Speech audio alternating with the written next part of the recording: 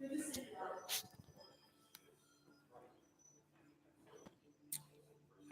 we are going live, and I'm gonna just do a few tests. So if you're getting ready to join us, we are just doing a little run through to make sure our technology is working.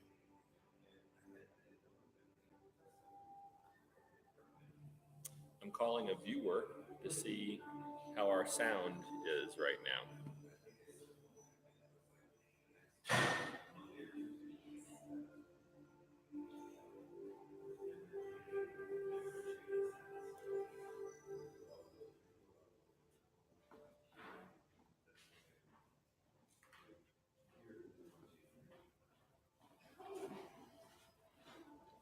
Welcome.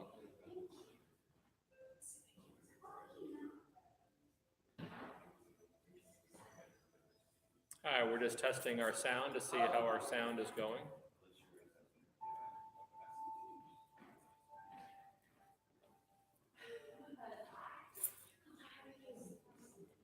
Hello?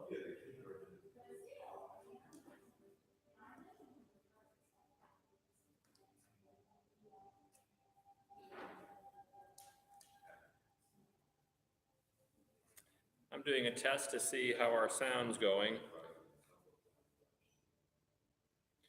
And I'm calling our secretary, Mrs. Paul, on my phone, who's watching on a computer to see how the sound is doing.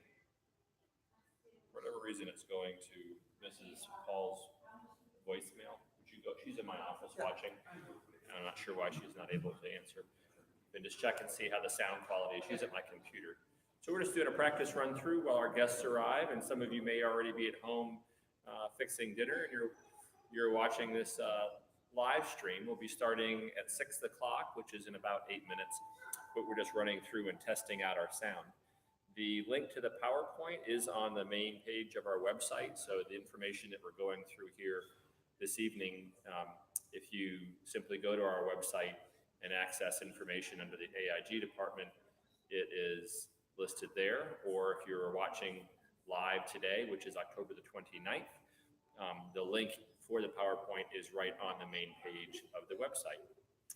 So we're working on that, and this is the PowerPoint that we'll have, although if you're watching it from home, the words will be backwards. So that may not be helpful. Yes, when you're viewing it on the screen. So this information is viewable to our viewers who are here at school. Sounds great.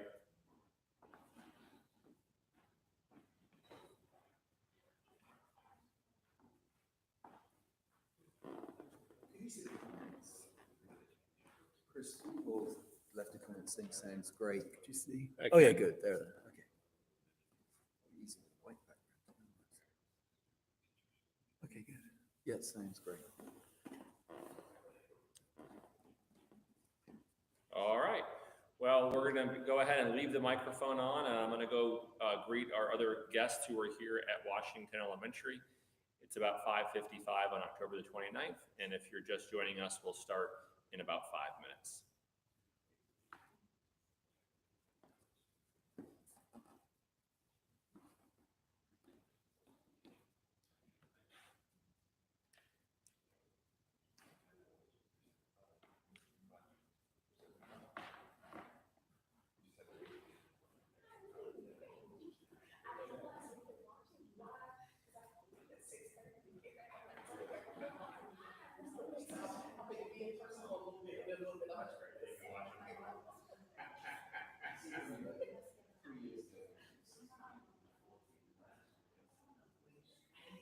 And then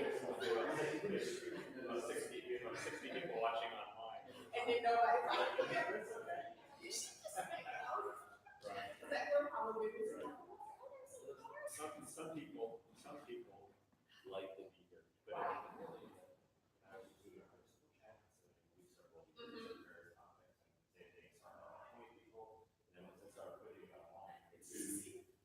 we still got about 70 or 80 views.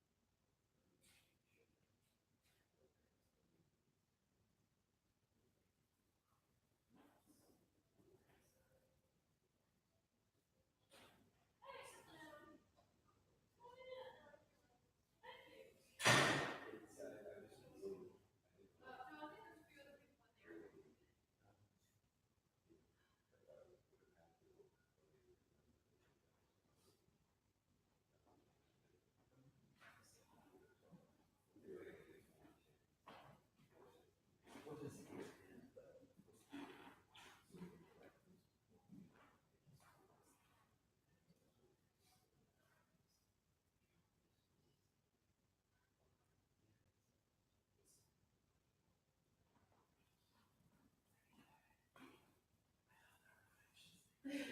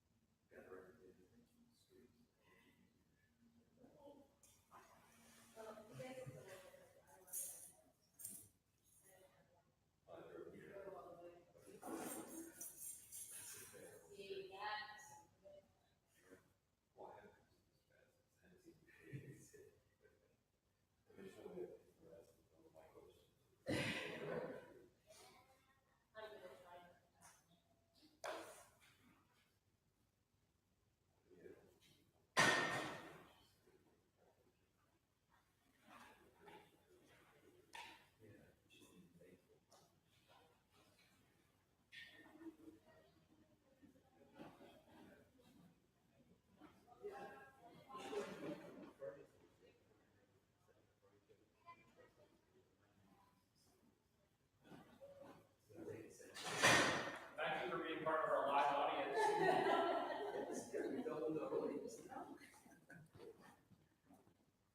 You can clap at various points really loudly, and we can feed some basic questions.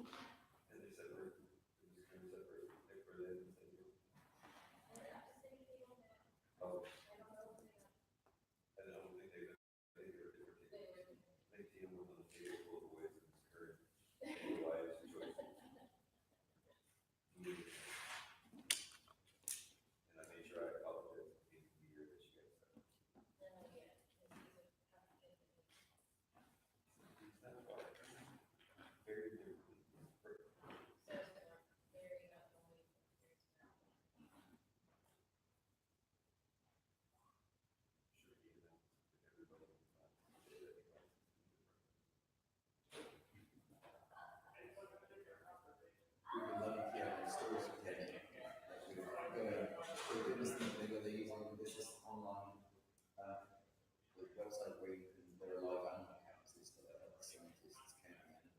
But you've seen that. Well, we've seen Claire and I watched a lot of it because she was watching it on her When you'll catch like a hoof or like a ear, like this with animals, sometimes it's just right there on the computer. Sometimes there's nothing there at all. So yeah, we see hyenas in real life. Yeah, they do packs of cheetah. When we were at one of the tentative camps, one of the night tours got canceled. So we sent the boys on a night tour through the safari park. That must be so. So they got to, look through the infrared, The night scope. the night scope and see. I measured it right at the local, so wife and kids relate to that stage.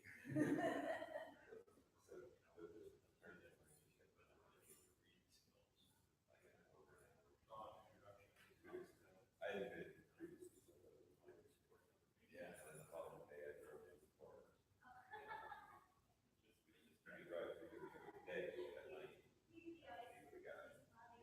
So the following day, we saw the camp, saw that.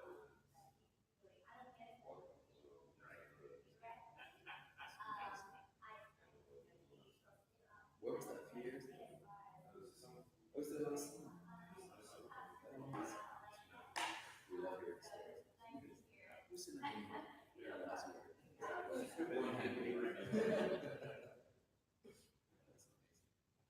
Hey, how you doing? No code in this. Yeah. 5 people. That's good.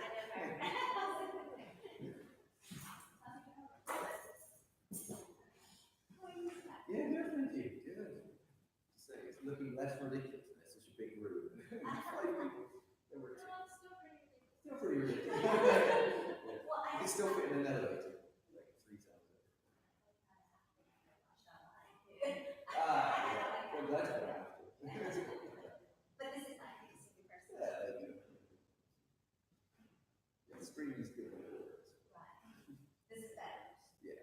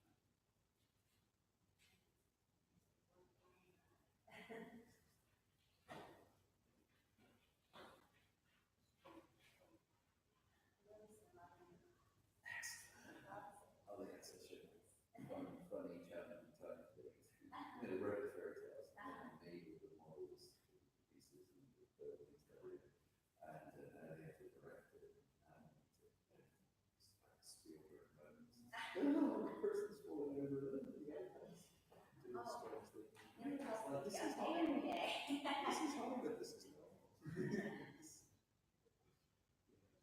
Miles is in for what? Yes, he's very excited.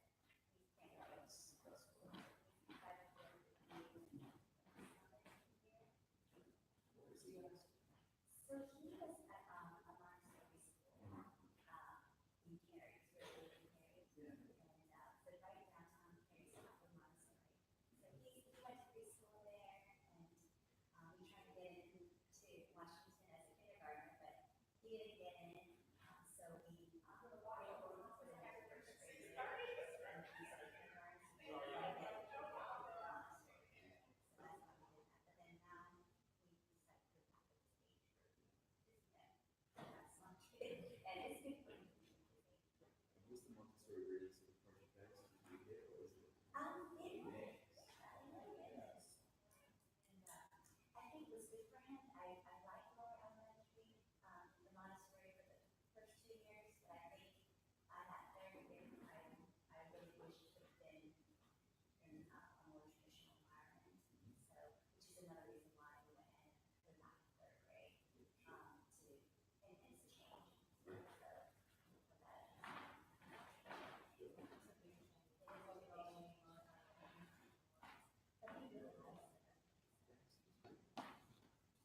Garden seems great.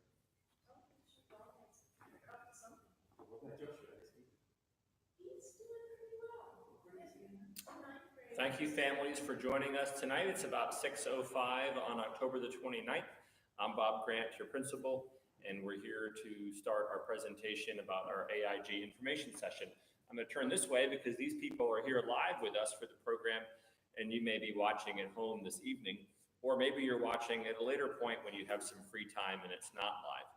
But if you are live, which means it's 6:05 p.m. on Monday, October the 29th, you're able to send in questions that Mr. Baston, who's our AIG teacher, or myself, Bob Grant, your principal, can answer for you. Just go ahead and on the YouTube chat on the side of your screen, you can enter any questions. I'll be reading those during the presentation, and then I'll read those out loud so Mr. Baston or myself can answer any questions that you have. If you're watching this on another date besides October the 29th, we won't be able to answer those questions, obviously, live, but you're always welcome to email me at bgrant@wcpss.net, as well as Mr. Baston. He is BASTIN @wcpss.net. We encourage, if you're watching live, to go ahead and download the PowerPoint for tonight, because you will, unless you've got some amazing reading skills, what's on the screen will be backwards for you if you're watching at home. But we do encourage you to use the PowerPoint and follow along with us. I'm going to now turn in this direction because this is where our live audience is. And thank you so much, families, for being here tonight. And Mr. Baston and I are here to help families kind of get a handle on what is a rather complicated process about how we identify students for potential academically and intellectually gifted services.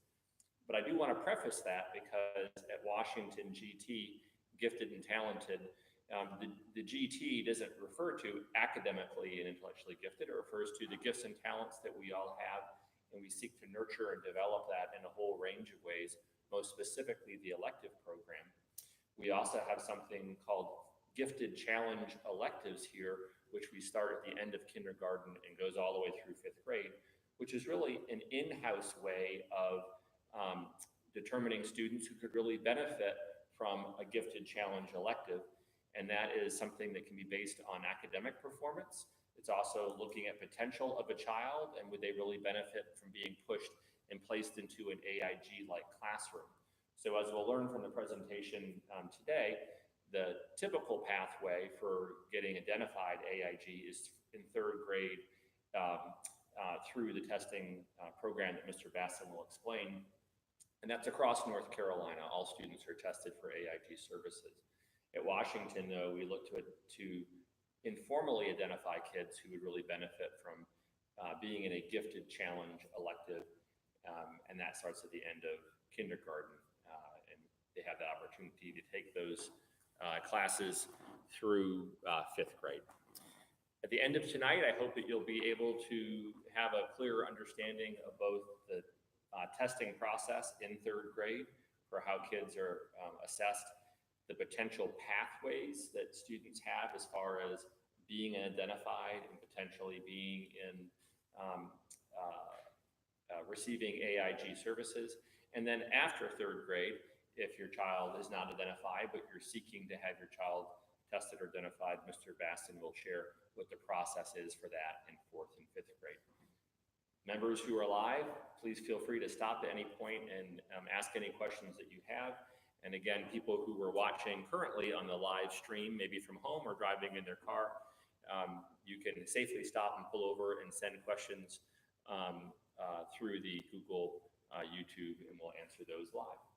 I'm gonna turn over to Mr. Baston, who is our AIG teacher, 100% at Washington, meaning he's full-time here. We have a 50% teacher, Miss Chrissy Brown. She's not here tonight because she also teaches classes in the evening, and she's teaching those classes tonight, so sends her regrets, but she supports our students through 50% AIG services. So at Washington, we have a full-time person and then a part-time person. Mr. Baston. Thank you very much. Okay, good evening, everybody online. Good evening, people in person. Thank you so much for tuning in, if that's still the word that we use, and for coming face to face. We really appreciate your interest. So this presentation, you can look at it two ways. There's the kind of dry score element of the presentation, which can get confusing with percentiles and different tests and everything like that. But remember, really, if you took nothing from this meeting at all and forgot everything I said, which can happen, then you could still be, imagine your children are looked after at Washington and taken through the process anyhow. So there are these systems from Wake County in place, and we'll do our very best to answer any of your questions. But it's a process which happens. And I'd start by saying, sort of the question about why do they have AIG services? What are AIG services? Wake County recognize children have different needs. That's what this is really about. Children have different needs, and we want to meet those needs, and we're committed to ensuring they are challenged to reach their full potential. And that's really the word, challenged where they are. And we do a very special and very different job in terms of meeting the students' needs at Washington. I work here because I love Washington. I think it's a fantastic school. Half of our day is dedicated to teaching electives, whether it's the AIG electives or the other electives. We are so lucky and blessed to have the opportunity to teach amazing classes. This is an example of one of the AIG electives, fourth and fifth grade students that I taught. I just took this picture this afternoon. I wasn't planning to, but I was just so blown away by the work they've done, and there's a lot more to this than you can see on the picture as well. But the challenge or the brief for the students was to research, what does it take to build a colony on Mars? What does it take to support human life? This is in our architecture elective, as I said. And they had to go off and research, well, we need a food laboratory, and we need a bioreactor, and we need some other means of drilling into the ground, because we've got to get salt and lead and all these other things. We need places for them to live. So they came up with independent research projects, and then they were tasked to make a mathematical building. And all of these buildings serve different functions, and this is supposed to be set up like the surface of Mars. And then after that, they had to subdivide their floor plans into area. And they're like, well, I know how to do a rectangle, but how do I find the area of a square? Or I know how to do a square, but mine isn't. Mine's an octagon, or it's an irregular shape. Then we said, well, you could divide it into, keep drawing lines, what shape are you going to get? We get triangles. Well, maybe we can find the area of each triangle and add it together. So it's a way of teaching above their level. I would say this was above all of the students' level, but they got there in their own ways and at their different speeds. And they are, and I am just super proud of the work that they've done. So that's just an example of how the hands-on teaching that we can deliver in AIG electives really does challenge the students. And that's another example and another example there. So the question of why before, why would you look to try and get your child identified? What does it mean to go for AIG identification? How does it matter at Washington? How does it matter looking to middle school and high school?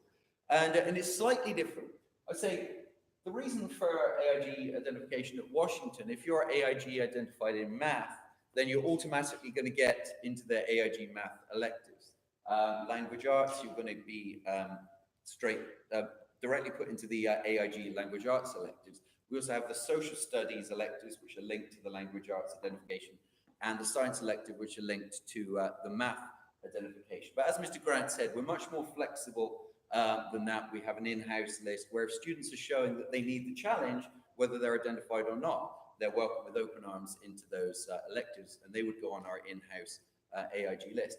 When you get to applying for middle schools, it can change depending on the middle school that you're applying to. Some middle schools might have a very strict system whereby if you're not identified in math, then you will go in this class, and if you are, you will go in this class. So that will be a conversation to have with the middle school that you're applying to. Talk to them about how strict the policy is, and also whether the policy has changed from last year and the year before, because they often do change their systems that they have in place. And so to access the AIG services at Washington, the AIG electives, and it can be important for your middle school placement as well.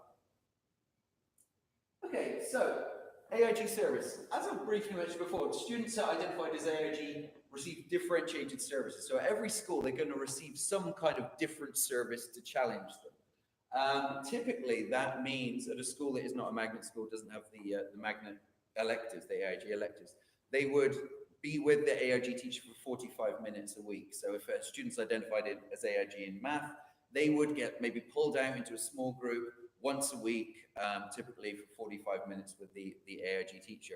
We're very lucky here because we have the AIG electives, which gives us a chance to see the students on a continual basis over an 8 or 9 week period, and to work on some of the amazing projects that the students have been and are working on. So the K-2 program details, this is a typical method as I spoke about before. Students in kindergarten through 2nd grade would get differentiated opportunities, usually through the classroom teacher. The classroom teacher might meet with the AIG teacher and say, I've got the student, they're working above grade level, can you help me out with some materials? But the classroom teacher typically delivers the instruction. We offer more with our electives, a lot more. AIG teachers consult and collaborate with grade levels. That's pretty typical up to 3rd grade. And as Mr. Grant and I mentioned, we've got our Gifted Challenge and AIG elective program. So from 3rd grade, students are automatically tested, or every student are automatically given the COGAT and potentially the Iowa from their 3rd grade. So a 3rd grade student who is identified would receive their AIG electives from the point that they're identified and onwards. And also we have the 3rd grade Explorers model, which Miss Brown teaches this year. She's pushing into the classrooms, working on critical thinking, math, language arts. She starts off by working with the entire class in all of the 5 classes that we have here. And then that will break down into smaller groups based on the identification. And that's really exposing the students to that sort of critical thinking, the deep kind of explorative kind of way of thinking. We're then working on Socratic seminars at the moment. So that piece about sort of researching something, standing up and speaking it and respecting other people's opinions and listening to each other and sharing ideas and getting quite deeply invested in that conversation piece. So that, if your student says, oh, we did Explorers with Ms. Brown, that's what Explorers is, where she's directly going into the classes and then breaking down into smaller groups. So you may hear about that as well. And of course, our 3rd grade students have the opportunity to do the AIG electives as well. 4th grade services, again, primarily through the AIG electives. Sometimes smaller groups might be sort of pulled out, or the AIG teacher might push into the classroom and work with some of the identified students there. And at high school, the students would self-select advanced courses, typically. That leads me on to one very important thing to say. I usually avoid using these 3 letters in this presentation because I don't want to cause confusion, but we do have another system of meeting students' need for challenge at Washington and across Wake County called single subject acceleration. Just for a second to say that that's where a student will directly jump over a grade up into the next grade level, and that might be for math or for language arts. Very, very different from AIG. All we're talking about tonight is that AIG. Any questions about SSA? I'm still the same person, the right person to ask. Testing happens in April. So SSA is an entirely different thing, but it is another way that we can reach the challenge needs of students. Okay. So as I said, all 3rd grade students get screened for the COGAT, and in fourth grade or fifth grade and up to eighth grade, students could be nominated. So you may think, oh, they didn't quite make the identification in third grade, I would like them to take the test again. That happens in the fall window, which is actually October, and the January window, which they call the spring window. So every student will be tested in third grade, and the students have already taken the COGET. So they've taken the COGET. What we'll do, I'll get a message from Ms. Harder, our test coordinator. She'll say, Mr. Bassett, the scores are in, and then Ms. Harder, Ms. Brown, and myself will sit down, look at all the scores, and any student that scores above the 85th percentile will automatically be invited to take the Iowa tests in reading and in math. The Iowa is a 30-minute test in reading and a 30-minute test in math. We'll talk a little bit more about the tests in a few minutes, but just to let you know, if your child goes on to take the Iowa, that's because they scored above the 85th percentile of any area of the COGET, regardless of verbal, quantitative. If they score above in any area, they automatically go on to take the Iowa in reading and math in early December. So the COGET, the test the students have just taken, it's a very different test. So your child may have come home saying, I took the COGET today and it was great, or I took the COGET and I was very confused and I don't know if I did well or not. It's a very, very different test. There's verbal analogies, completing sentences, verbal classification, and each of those sections was only 10 minutes, so they're very short, very compact. Then the next day, number analogies, number puzzles, number series, that's the quantitative set dealing with the numbers. And then on day 3, you've got the non-verbal component, figure matrices, where they have to imagine paper being folded and have holes punched through, and then figure classification. So we're trying to screen across the broad kind of gamut of different potential strengths there. And as I said before, if they scored above the 85th percentile in any area, then they directly go on to take the Iowa reading and math. This is all like the standard Wake County method of identifying students. When your children go on to 4th grade and 5th grade, we can accept nominations at any time. They'll either be tested in October, which has just happened, or in January. Parents often say to me, should I go for the October window? Should I go for the January window? If you test in January, you've got more time to potentially practice. Practice does seem for me to make a difference. If you have a 5th grade student, the question becomes, if you're taking the test in January, receiving the scores in March, some middle schools say that's a little bit too late to use those scores or that identification on day 1 when the students start in middle school for some reason. Not quite understood that myself, but that's what I hear. So, but again, we're here to answer any questions about that, and if that's something that you consider. So you may nominate your students at any time, 4th, 5th grade, and of course throughout middle school as well. So testing for 4th and 5th grade students, as I said, was October, has just happened, and coming up again in January. They can test once a calendar year. And nominations received after the testing deadline are considered for the next semester. So if we got a nomination today, of course it's too late for the October testing, that would automatically go into the January testing. So the AIG referral, this is just to say that when we get the scores, it's not just me hiding away in the broom cupboard downstairs deciding who's going to be identified. We have Mr. Grant and Ms. Brown and the classroom teachers. We all come together. We talk about the student. How are they doing? The scores show this. Is there anything we need to know? The process itself is very number driven. It's very data driven. It's not like I could be shown some examples of this or examples of that outside of school and then be able to overturn the decision. It is a very, for better or worse, a very number-driven, fairly sort of dry process, and you'll see that when it comes to the numbers. But those meetings are very important for looking at the student's work and talking about the student as a human being rather than just their numbers. And that's what we call the SBCGE, when we all meet together in a room, all the people invested within the school, to talk about the student, the scores, and where we go from here. And we do everything we can to try and help them get identified.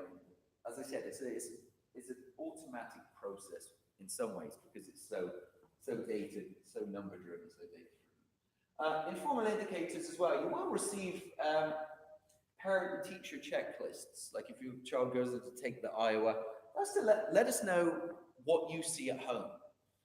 It's not to say I'm going to check that they're above grade level and everything. It's really, but this the parent checklist and also the teacher checklist helps us get to know the student, because it may be they usually do really well and they're above grade level, but for some reason they didn't show it on the test, or for some reason the testing environment didn't suit them, and it starts a conversation about, as I say, the child as a human being, as an individual. So the checklists are very useful for that in a sort of informal way. We look at the student performance. Performance in EOGs can also be taken in, I'll speak about this in more detail, but EOG performance can be used as a direct data point for AIG identification as well. And it's good to know what their interests are outside of school, motivations, beyond just the identification process. I like reading those to sort of get to know the students and what their lives are like outside of school. And other informal indicators, although the EOG score is actually a formal indicator now. And that's the SBCGA, which I spoke about. So you've got these different tests. The COGAT, which is a test of aptitude, supposedly natural ability, innate ability. Although I personally believe, and the debate rages on, I believe you can practice and it improves your scores. Other people may disagree, that's my personal opinion. It's supposed to test innate abilities. The Iowa is more of a traditional, typical test. 30 minutes for reading. Read a poem. Read some questions. Read an article. Answer some questions about the article. It's much more standard than the questions on the COGAT. They're much more sort of comfortable usually with the Iowa. The math as well, standard questions, but on a sliding scale. So you might have a third grader have to answer a percentage question or a ratio. They may never have heard of that before, but that's fine. It doesn't mean they haven't done really well. It's just that the Iowa is a sliding scale, and it sees where are the students, where do they fall on that scale. This is the main number to remember if you're going to remember one number. Not that you need to, but if you wanted to. The criteria is typically at or above the 95th percentile, and you're looking for. We're going to look at the gateways, the different sort of pathways, the scores you can go through to get identified. But the 95th percentile is one of the main numbers. So the gateways. There are 6 currently gateways. So imagine your students here. They're just taking the COGAT, or they're just about to take the Iowa, and then these are all ways that you can get to here, which is being identified.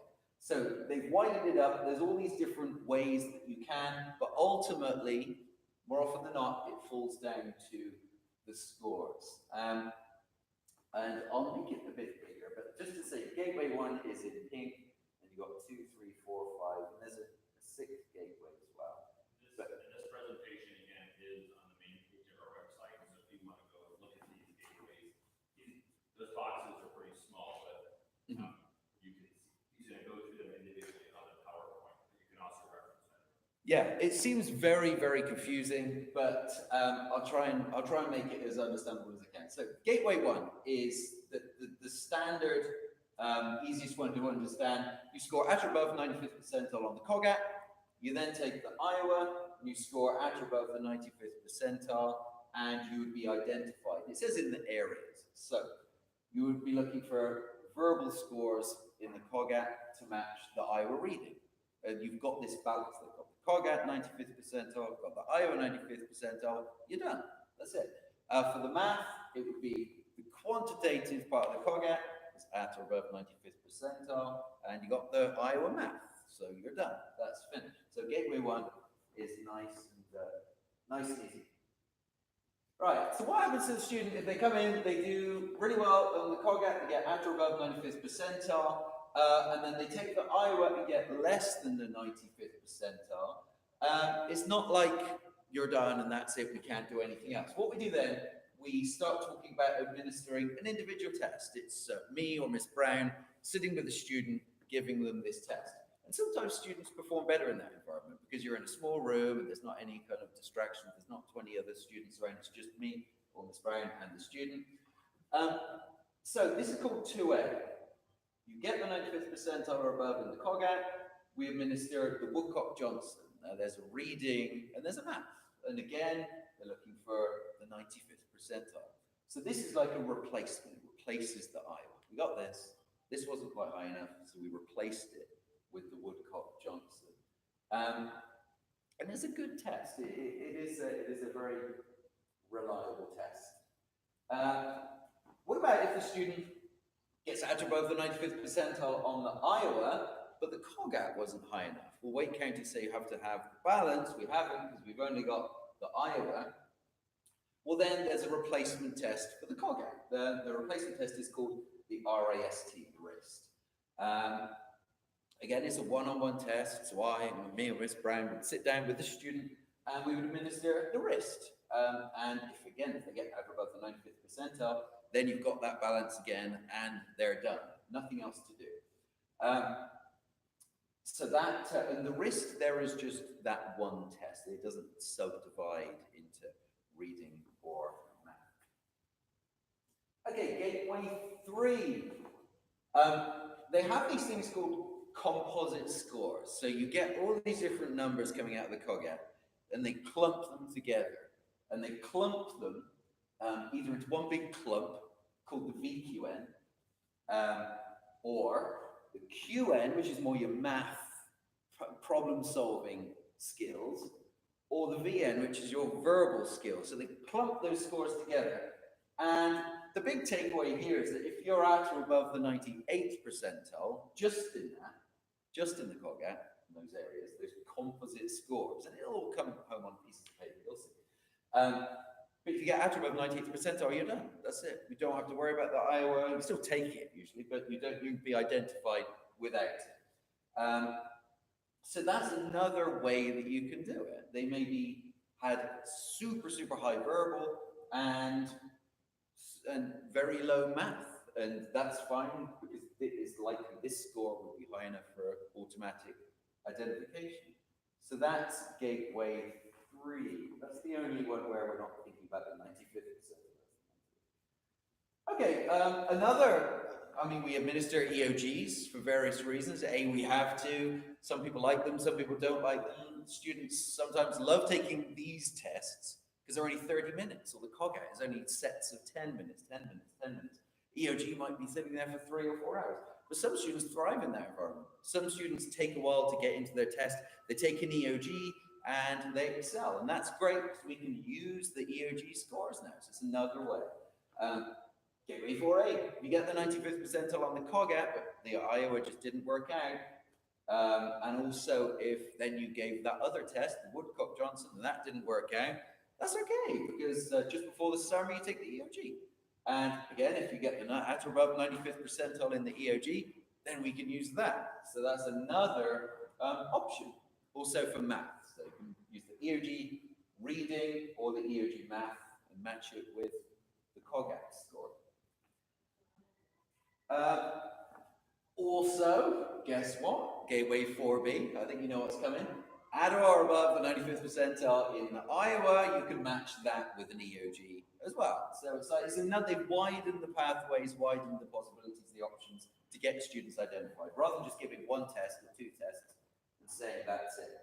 Gateway 5, we don't really need to worry about. Gateway 5 and 6 are little known gateways, not often used. If you want more information, I've got a lot more information I can give you about these, but I don't want to burden you with that today. But basically, we have a reciprocity agreement with other school systems. So if you come from another school system into Wake County and they were identified there, then they can be identified here based on that. Gateway 6, very, very rare, little known. Basically, if a student shows consistent work above grade level, meaning 1 or 2 grade levels above, and that's consistent, and they can produce an in-depth portfolio to support that, then we again, as SBCGE, in the people in the school with me, and we may recommend they get a psychological assessment, and you have the psychological assessment, and of course they then administer more likely than not aptitude and achievement tests, so you end up back kind of where you were. But it's another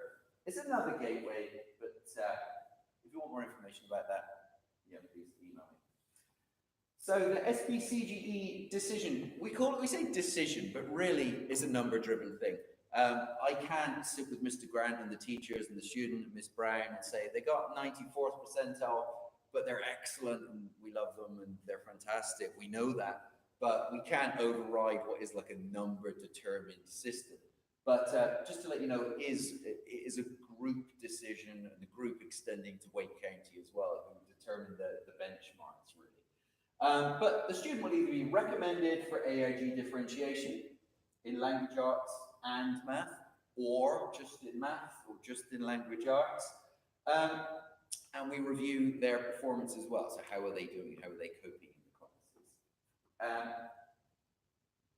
Okay, and also you would receive, an identified student would receive something called differentiated education plan. That just describes the things I've already described about how the student is delivering services at Washington. Other ways that students, your students might receive AIG instruction without you knowing it. They may have been, the classroom teacher may have grouped them differently. They may have given them a different text. They may have had 4 different articles, and your student read this one, those students read that one, and you might not even know that they've received that dynamic service. But the teachers at the school are fantastic at differentiating, and it's one of the great strengths. So we've got different ways of grouping, cluster grouping. They might compact the curriculum, vary text and materials, projects and investigations. That's one of the main things for me, is that there's 2 different ways that you can learn and apply your knowledge in the world. I think you can learn skills, and you can learn how to pass tests, and you can learn information. But when you're asked to use it, it's very different. I have students who know, backwards and forth how to calculate the area of a triangle. Easy, Mr. Basson, the answer is B, is 200 centimeters squared. Okay, well, here's your floor plan, divide into triangles, work at the areas and add it up. And not one student didn't struggle, and that's good. We love the students struggling, applying the skills, really is the most important thing. We don't want the business world anymore to say that students are coming out of college and they got great scores, but they can't do anything. I give them a project and they can't do it, or they give me a blank look. And so we want to teach them real business skills and how to apply the knowledge. So they're learning the core instruction, they're being challenged, and then they're learning how to actually use it for a meaningful purpose. Okay, just to finish up, stakeholders. So who's involved? Who's involved in challenging the student and getting sort of all the information about the student together? Well, AIG teacher, the classroom teacher, the school counselors, of course, could be involved. Other school systems may be involved. The student is involved. The AIG Central Services staff are certainly involved. They're the ones who approve. I will get the scores and we will send it to them, and they will sort of rubber stamp everything. So that's the Central Services staff. And of course, parents, you're more involved than anybody. So those are the stakeholders. And any more information, I've gone through what is a fairly dry presentation. I've tried not to make it too dull. But there will be questions, of course, all the gateways, all the scores. My email is here on the school website. Mr. Grant has uploaded this presentation. So abastin, A-B-A-S-T-I-N, at wcpss.net. The school website, newsletters, the Wake County website, and the AIG brochures as well, which you'll see later on in the year. But thank you so much for coming, and we can take any questions now. I don't know if there have been any questions online. Any live questions? All right. Well, thank you, Mr. Baston, for running through that. Again, you have the PowerPoint presentation you can review. Mr. Baston is always accessible if you have questions for him individually, or myself, Bob Grant.